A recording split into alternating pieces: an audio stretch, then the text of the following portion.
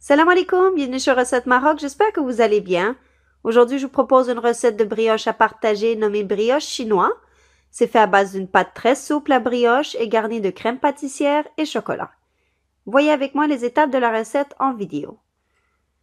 Bismillah, vous pouvez préparer cette recette à la main, mais pour faciliter les choses, utilisez soit une machine à pain ou un robot. Le lien de la recette écrite se trouvera en barre d'infos sous la vidéo. Versez les liquides en premier, les œufs et ensuite le lait tiède. Pour calculer combien il vous faudra de lait, faites peser les œufs et rajoutez du lait jusqu'à atteindre 300 g. Donc si les œufs pèsent 100 g, versez 200 g de lait. Rajoutez ensuite le sucre, levure sèche active, beurre ramolli et en tout dernier la farine.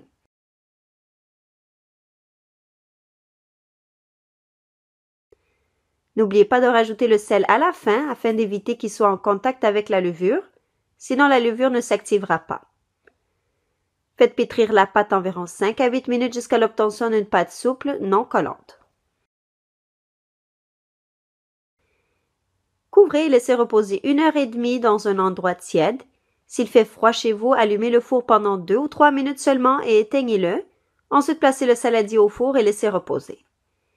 Il se faisait tard, donc j'ai dû réfrigérer la pâte pendant la nuit. Si vous faites cela, dégazez la pâte et placez-la dans un saladier. Couvrez-la au contact avec une pellicule en plastique pour éviter qu'elle s'assèche. J'ai recouvert aussi d'une serviette et une assiette pour éviter qu'elle ne gonfle trop. Sortez la pâte environ 30 minutes ou 1 heure avant de poursuivre afin qu'elle revienne à la bonne température. Et étalez la pâte en un mince rectangle.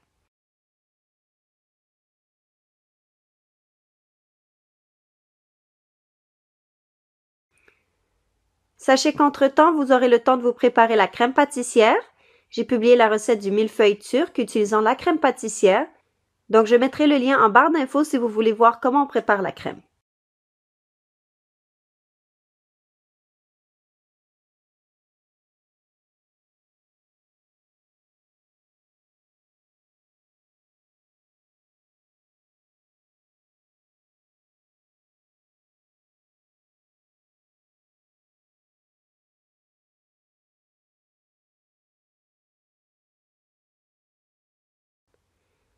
Puisque mes enfants n'aiment pas trop les raisins secs dans les gâteaux ou brioches, j'ai dû remplacer par le chocolat. Si vous préférez les raisins, utilisez la même quantité que le chocolat.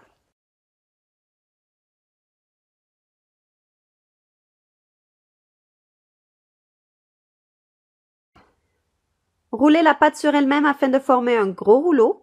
Essayez de serrer le plus possible sans trop écraser la pâte. Afin d'avoir des brioches de taille pareille, coupez le rouleau en deux et continuez ainsi en coupant chaque morceau en plusieurs petits morceaux. J'ai coupé environ 16 brioches en tout, mais j'ai pu mettre qu'environ 12 ou 13 dans le moule. Pour le restant des brioches, je les ai cuites ensemble sur une plaque. Préparez-vous un moule à charnière tapisé de papier sulfurisé.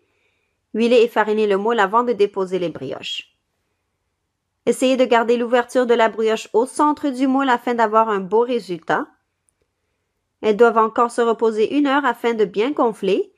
Badigeonnez-les d'un mélange de jaune d'œuf et de lait et faites cuire au four préchauffé à 180 degrés Celsius pendant 30 à 35 minutes.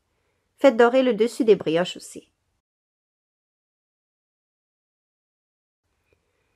Pendant qu'il est encore chaud, badigeonnez les brioches d'un sirop à sucre. Il faudrait chauffer la même quantité de sucre que d'eau jusqu'à ébullition. Éteignez le feu aussitôt et laissez tiédir. C'est facultatif, mais cela donne du brillant aux brioches. Ce sirop peut être conservé au frais jusqu'à un délai d'1 mois. Donc, si vous préparez des tartes à fruits ou autres gâteaux, vous pourrez l'utiliser.